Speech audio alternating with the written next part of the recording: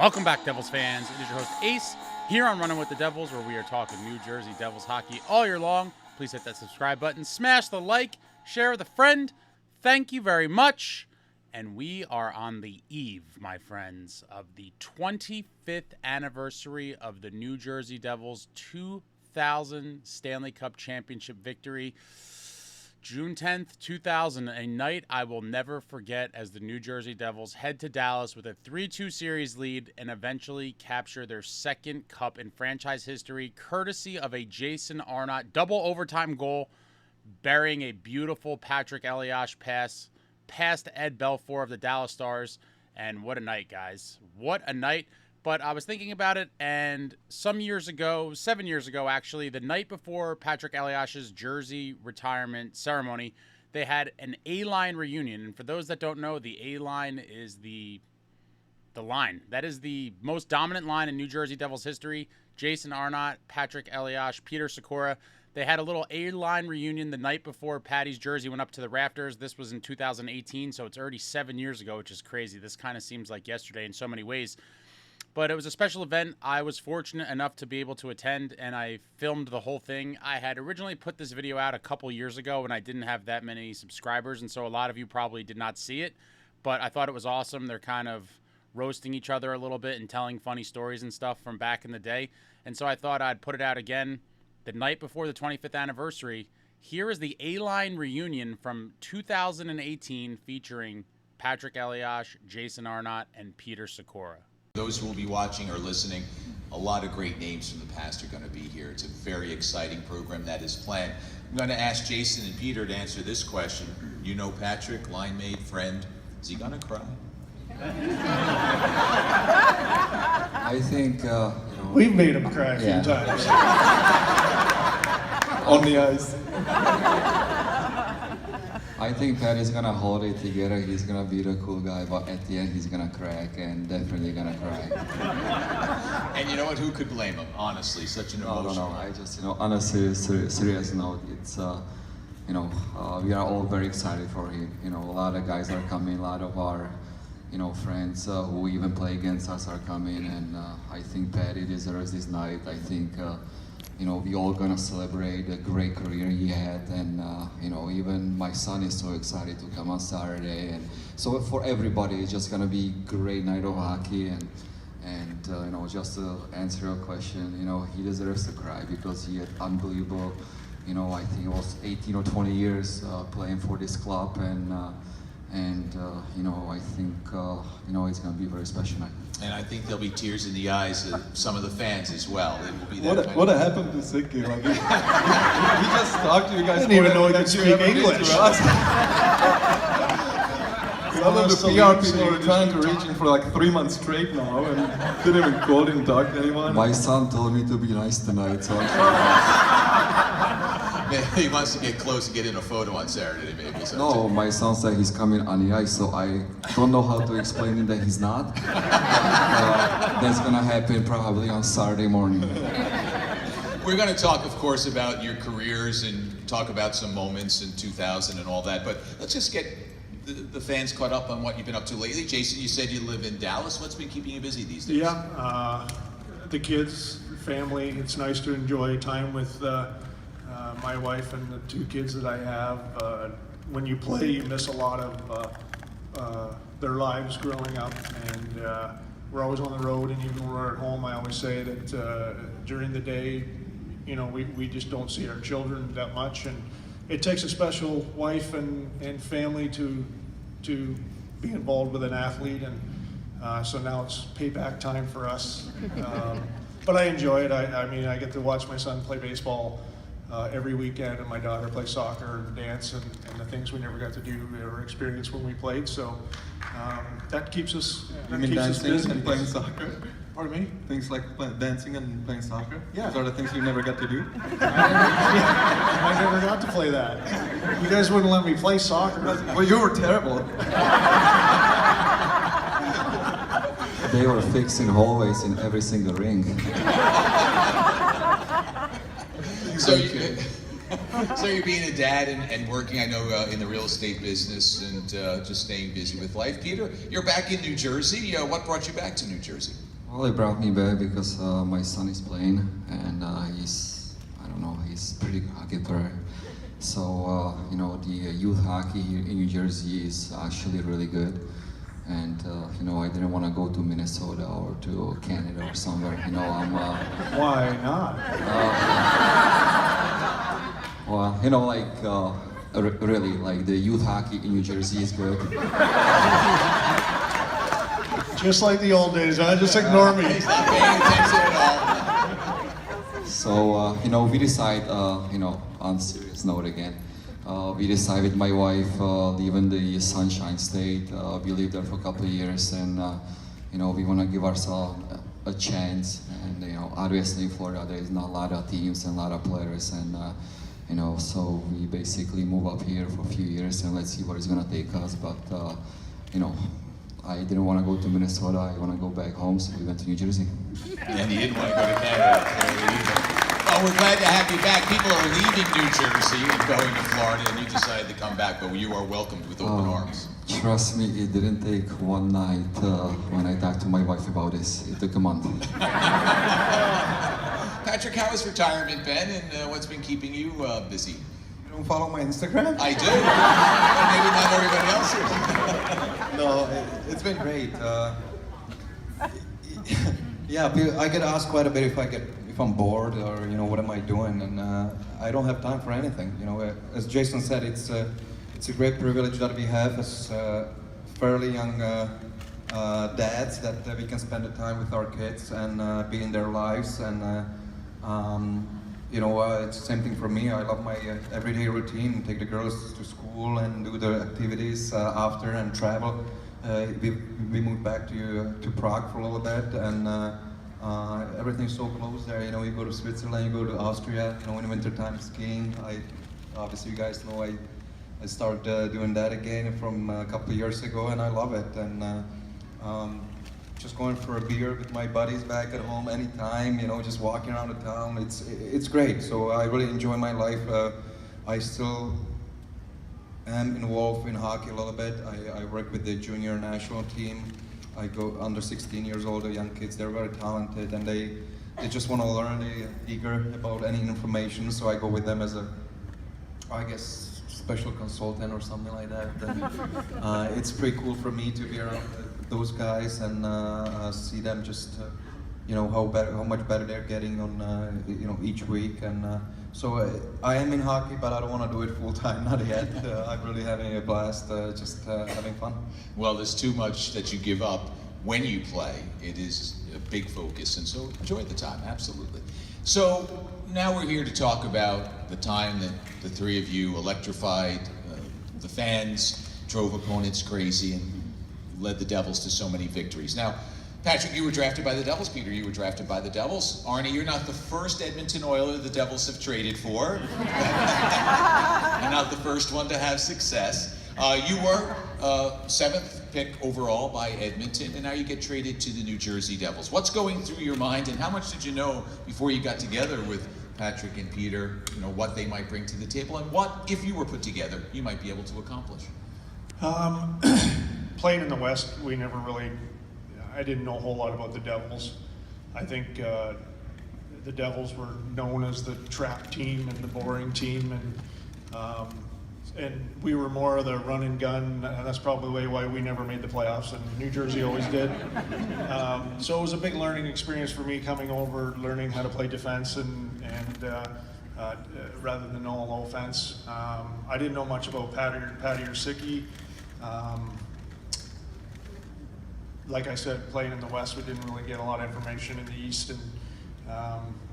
But when I came over, I learned a lot. I think the first thing that when I got here, Robbie Fatorik, who was the assistant coach then, who if everybody knows is a very big quiz guy, and would always give us quizzes and test us every time. And the first time I met him, he didn't even introduce himself. He just said, "Come with me." And I was like, man, I'm in trouble already. I just got here. And I went in the back room, and he goes, list the 5 top teams, offensive teams in the league you think there are. And so I listed, at that time it was Colorado, Detroit, the norm high-scoring teams. And he goes, okay, list the top defensive teams. I go, well, you guys have to be number one because you guys play this trap. And he goes, why didn't you list us in the top offense? And I said, well, you're just not really known for the top offense. He goes, do you know who number one offense is right now? And I'm like, no. And he goes, we are. So, you know, New Jersey always had that perception of the trap and everything. And even when we were playing together, we would be one of the best offensive teams in the league. But it was always that, well, you guys trap, so. And we might have, but we ended up winning doing it. So I would trade all the offense in the world to play the trap and to win Stanley Cup. So that was my first impression of New Jersey. And then Patty and Sykie and I don't think we didn't start playing each other until the following year after, and things just clicked. So take us through that period, Patrik. Chemistry on a line is so elusive. Coaches look to find it. You know it when you see it. It's hard to get. So go through how the process began, you know, who you were playing with, what changes had to take place, and did you realize right away when the three of you were together it was going to be pretty good? Well, with Sykie it was known, you know, we played together in Albany and played together more obviously than before Jason came along. And did we ever play together on the national team? Well, we did play together, but We were playing on the national team together, but not on the line together. not on a line together. Yeah, but you know, the chemistry we had, it was special from get-go, obviously. And I think that the main reason is because we thought the game the same way. We wanted to play the game the same way. And when you have players like that, you get on the same page. And although you know, a lot of coaches and people say communication has to go a long way, and we tried it, you know. There's a lot of the times we'd have a great communication, sometimes we didn't talk, but that was all part of it. On the ice, when we did step on the ice, it was so amazing. And when Jason came along and Robbie put us together, you know, everybody thought, you know, they're gonna put this big guy to protect them in the middle, and that's about it. You know, he's got a big shot, and you know, they're just gonna try to feed him the puck. But I said it many times, people don't realize how good of a player Jason was, the skill that he had, you know, and he just fitted perfectly with us. He you know, he got us, you know, the thinking behind each play, where we wanted to be. We could rely upon each other, and nobody cared, you know. We kind of, I don't know if it was a little unwritten rule, but we wanted to do so well, all three of us, that when we had a chance to be on the ice for the empty netters, we were like, all three of us got to touch it before we put it in the net. Okay, so we all get a point. So I don't remember that part. That was kind of selfish, but It was just between me and Patty. no, oops. No, I knew it. I remember For all these years. Yeah, Jason was always like, what are you guys talking about? Why are you guys talking Czech always to each other? It had nothing to do with him, it was just for, you know, our opponents, but we did want to pass it to each other more often than to Jason, but no, it was a special 2 years. Jason said that, and I'm gonna say that on Saturday probably, but those were the two most fun years in my career, in my long career here in the Devils. I can't actually believe that we only played together for not even 2 years, 2 seasons, which is amazing, because who knows what could have happened if we stayed together longer. But it was that special that we do remember it, you know, so fresh, and we'll remember it for the rest of our lives. Peter, what was that chemistry about? What made it so special? That communication, not only verbal, though it might have been a little rare, but just that understanding on the ice. I think we all kind of got the game the same way. You know, I think we all wanted to play the give and go. You know, we all had shot, we all had passing, we all had the hockey sense. So, you know, when I watched the highlights too with my son, actually, always, Dad, come here, let's watch this. You know, I always go, oh my God, how did Jason see me there? Or how did Patty game 1 against the Colorado from behind the net pads when he could have scored, but he went behind the net and he passed it to me to open net. So, you know, there was something special. I think about this all the time, you know, like when we got traded, me and Jason, you know, we all got play with a lot of good players. You know, I play with Sid, I play with Gino Malkin, but never play on the line with two other guys that he clicked the way he did, and it was fun to come into practice. It's nothing better than dance 3-on-1 Scotty Stevens or but And then run. and then run. Like you guys gonna have that much time in the game. That's what he always said. So definitely it's I can say for myself that these were hockey-wise, best 2 years of my hockey career by far. Yeah, it was fabulous to watch, no question. So we could go over so many things. We could be here for hours, but let's fast forward to the championship game in 2000. Actually, I want to go back to Game 5, losing not here, but there, but losing in New Jersey to Dallas. What's the thought process after that long game, 1-0, it's tripled overtime, Dallas has some momentum going home. What's the plane ride like? What are you thinking as you get ready for Game 6, Peter? I was thinking about it because I remember, Patty probably doesn't remember that, but I remember when Patty, you were screaming at Bobby. Do you remember Bobby Holly had a huge chance? I don't know if you guys remember that, but I remember that Patty was screaming at Bobby, if you would have scored that, we're not coming there. But What was I thinking? I ended up still sitting here. and Bobby probably by that time on the plane had like fish sandwich, but Or apple.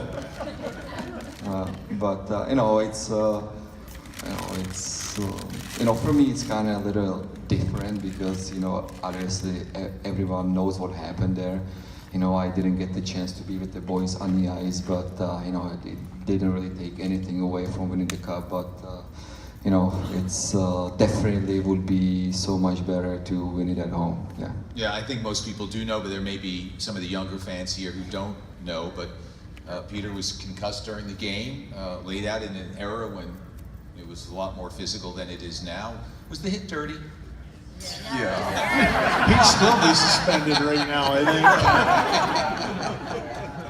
think. Yeah, definitely. I don't know why I'm going back to my son, but he just did something at the school about me, and I was waiting for him outside the school, and there was like 5 kids walked out, and he goes, "Is that the guy who got killed?" And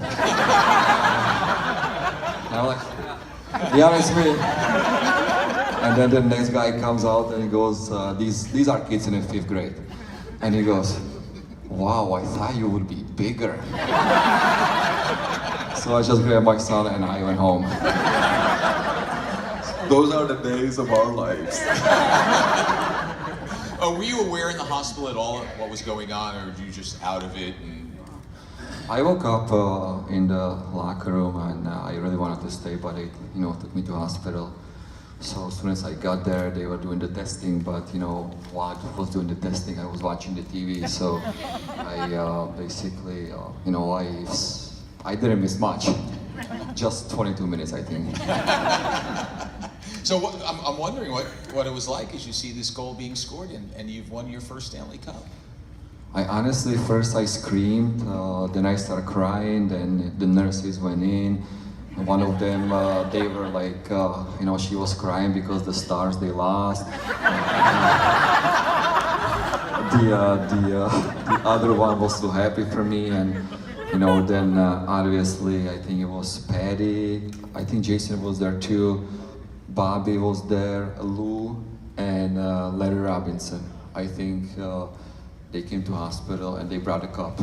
Yeah, and I left the hospital with them back to the hotel. Yeah, just terrific. What a moment that was. Yeah, indeed.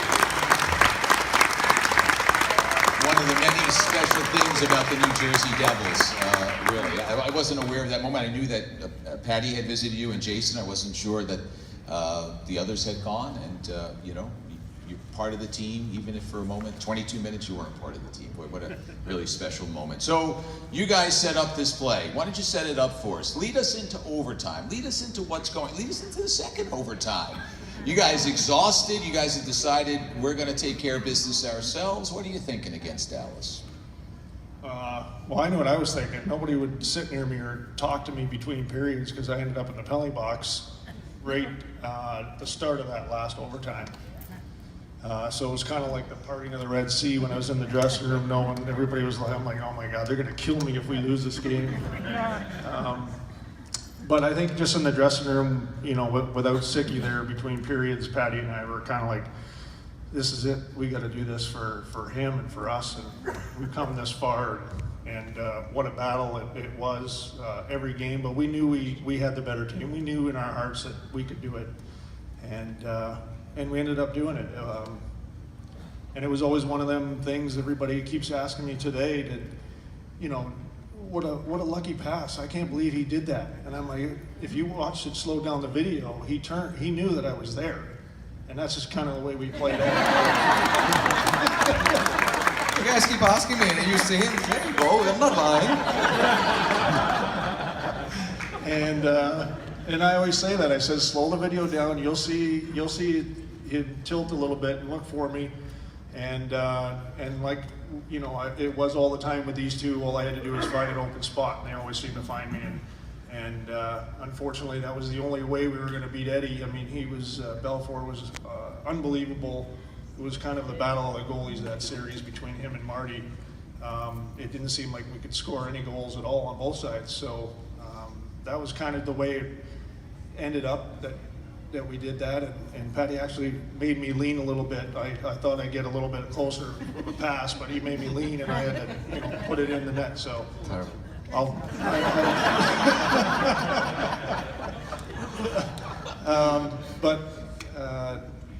that series, I look back on the whole playoffs from game one right to the end. It was such a hard-fought battle, and no wonder we were all ended up with wrist guards on our wrists and black eyes and cuts and bruises, and it was such a battle.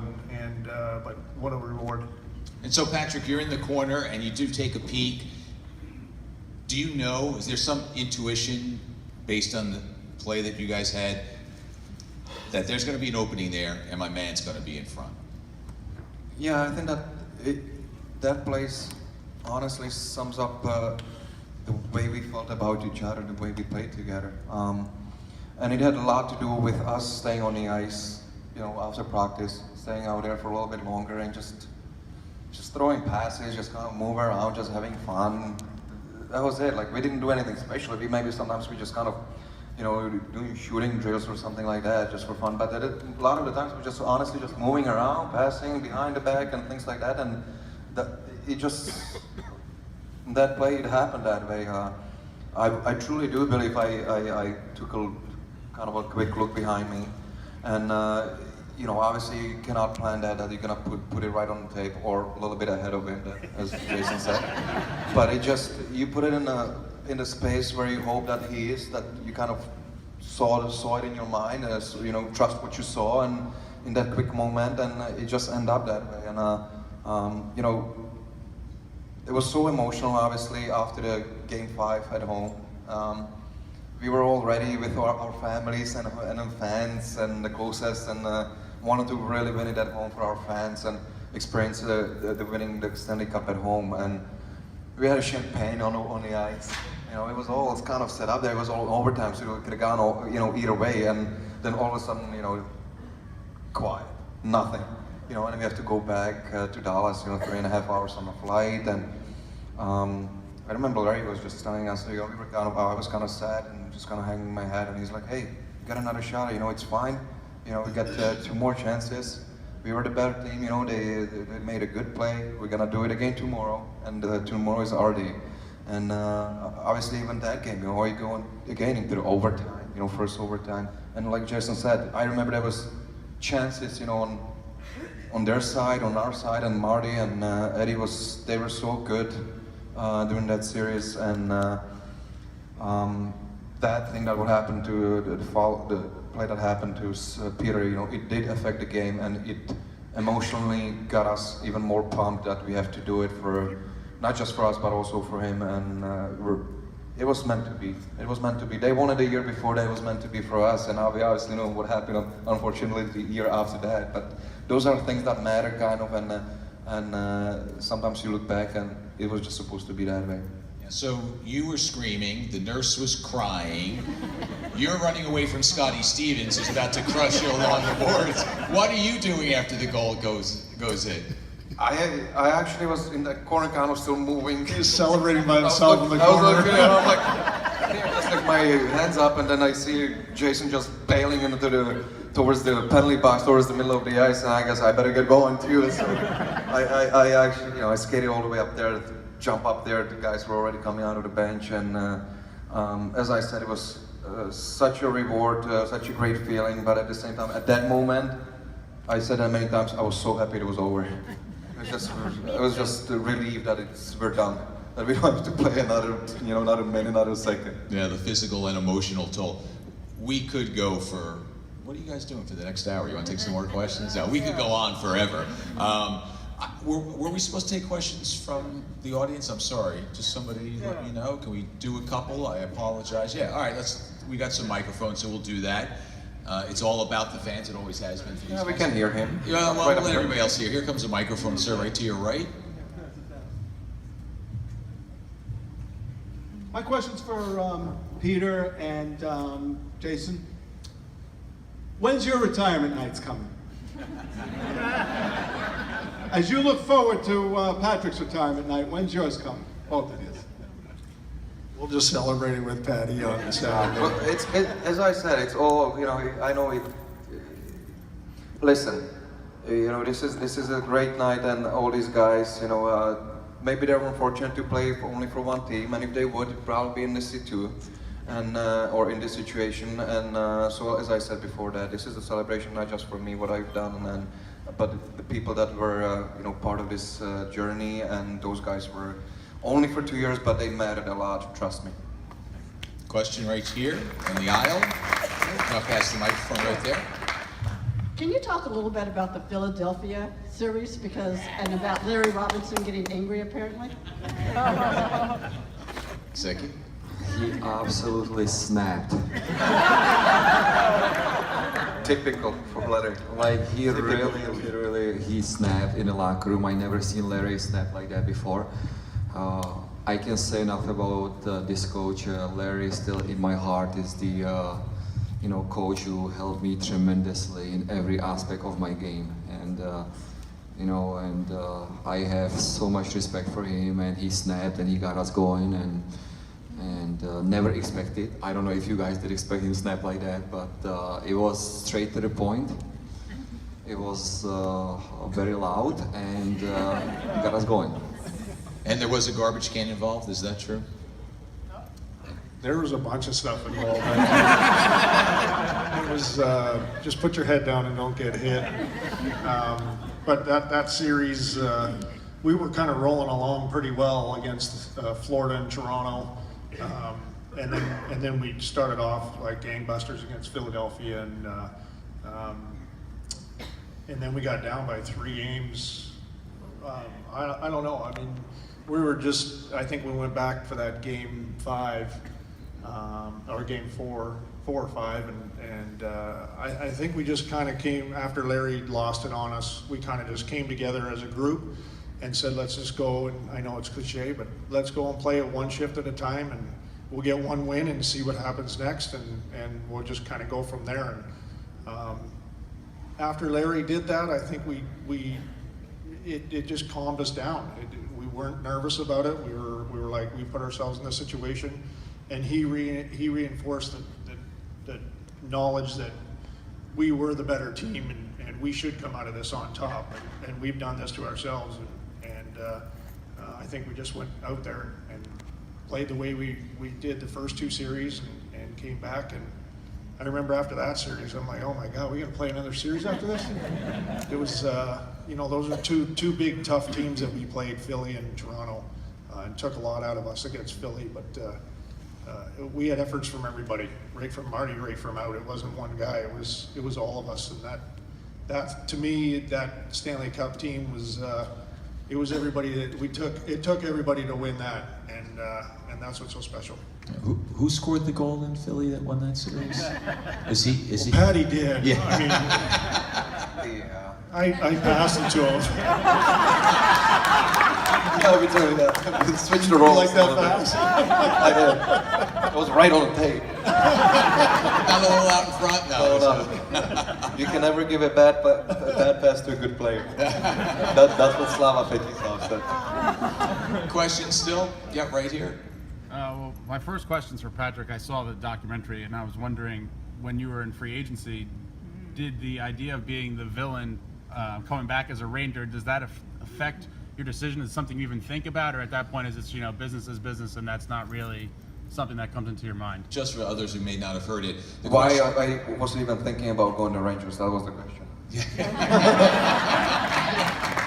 No, and I'm being honest about it. People ask me, when there was a time when I almost left the Devils, and that was the only time, honestly. And it wasn't really, it didn't came from me right away to even think about it, because I was a free agent first time ever, and there were no negotiations going on with the Devils. And Lou told me after the season that there's gonna be other teams interested in you, that probably gonna pay you a lot more money than we can, and you deserve it, and good luck. So that was it. And I've never talked to him since then, and from that point on, so it kind of got me ready to really think about that my career is gonna go a different way to a different team. And when the free agency opened up, I wasn't thinking that I'm gonna go or I would go to Rangers. It's just there were a lot of teams at the beginning, and all of a sudden it's happening, things happen, you have to make a decision, you don't make a decision, all of a sudden there is 5 teams only, there's 3 teams, and it's kind of a very stressful time. And at the end of the day, it was 2 teams, and that was one of them. And a few minutes later, it was just 1 team that stayed out there, and it was the Rangers. And we tried to talk about what would be the possibility, what would be the deal, what it would look like, and because the Devils never called. Like, I've never had a talk with anyone. We approached them, but there was no interest from the management. So I really didn't have any other choice. So at the end, when I wanted to have the no trade clause, which was kind of a big deal, obviously, and I said that if I'm making that decision, if I'm thinking about going to New York, I want to have the no trade, because it is the worst team for the Devils fans for me to go to. And and there were other 2 things in the contract, and those things didn't happen. They didn't want to agree to it. I'm like, okay, obviously that's showing me that you might not be loyal to me as much as I'm thinking about being loyal to you. And I made a call. I'm like, I gotta call Lou myself. So I picked up a phone and called Lou and told him, listen, this is where I'm at. I'm having a talk with the New York Rangers. Is there something that is there a way that we can maybe work it out? I'd love to stay the Devil. And he goes, wow, what if he's doing this? I'm like, Jesus, you guys, we haven't talked for 3 months, and all of a sudden he's throwing things at me, hey, what if we do this lengthwise, and what if we do this money-wise? I'm like, okay, if there's any chance that I can be the Devil, for the rest of my career, please call my agent, try to get it done. Within 5 minutes, I signed with the Devil. So I don't know if he was waiting. I don't know if he was waiting for me to call him. Honestly, I really don't, because we would have to ask him that. But it just was so surreal that there was no negotiations going on prior, or during the summer, or during the free agency. But then within like 10 minutes, we had a deal done. So I guess it was supposed to go that way. And make all of you fans a little bit nervous, and maybe have something to talk about later on, I don't know. But I'm happy, obviously. Everything happens for a reason, and I'm happy I did make the right decision. We'll take one, yeah, indeed. Because for the rest of your career, this boo every time you came to the arena was not. I would be on the highway, you're on a truck, would be like, where are the Devils fans? One more question. Right here in the back. So I think when people hear the names Petr Sykora and Jason Arnott, Patrik Elias, they automatically think the aline, which is the first thing that we all think. For people who aren't Devils fans, or people who are just hockey fans, stepping away from the A-line, who are the best players that you ever skated with, either on the line, on the team, whether it was, a Devils teammate or anybody in the league, but, Patty obviously only played here. Who are the best guys besides each other that you ever played with? Wow, good question. Peter, we'll start with you. Sure. That would be Patty and Malkin when we played in Russia together. Yes.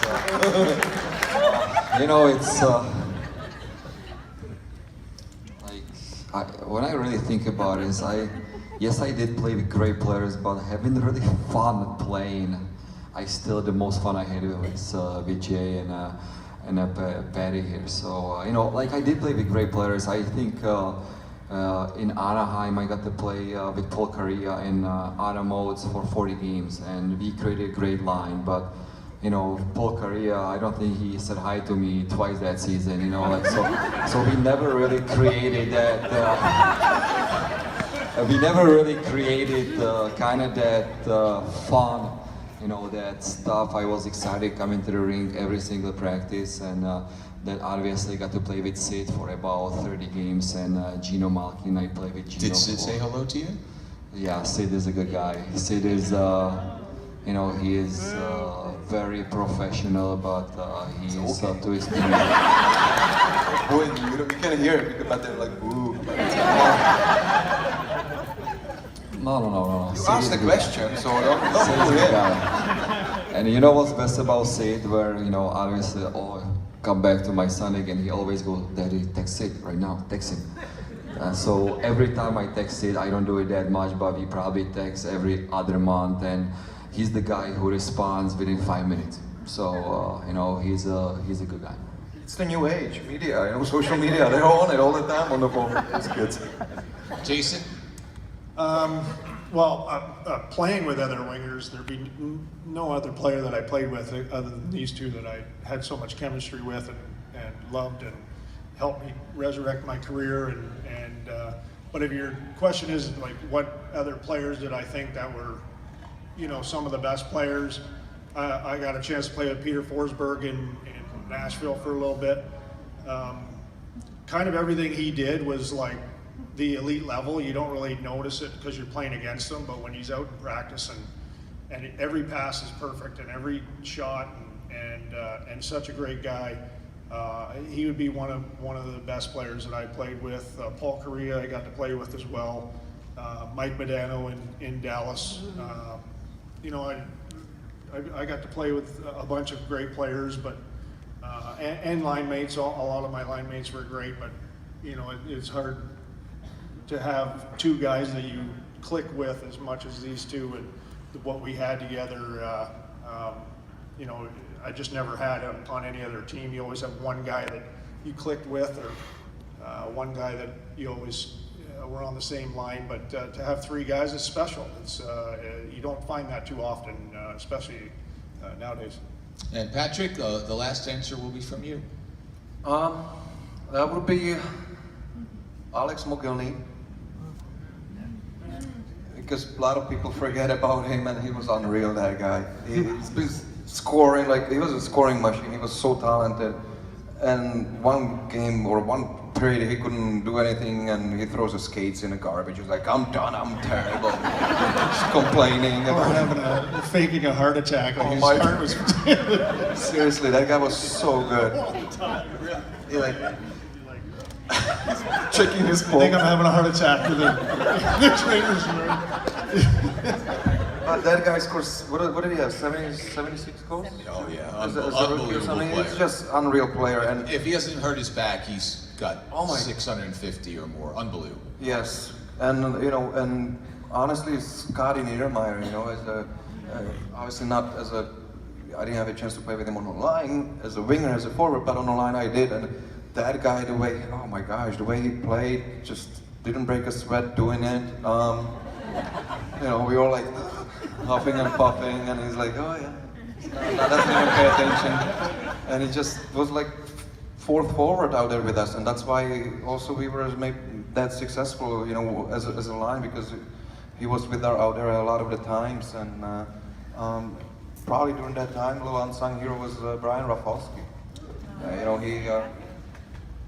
played with Scotty, right? He played with Scotty, and most of the time they were behind us. They were the pair that was behind us, and he was on a power play with us, and it was just unreal. It was chemistry again. It goes a long way, and as a line, and to have the defenseman that can get the forward and gets the puck to you, it was that easy to play the game sometimes. And as Jason said, we had so much fun coming to work, coming to practice, and some of the practices were tougher than a game to us, and that was unreal. Well, it was a special time tonight, a special evening. Ladies and gentlemen, the A-line. Thank you for sharing your thoughts and some time, Petr Sykora, Jason Arnott, and Patrik Elias.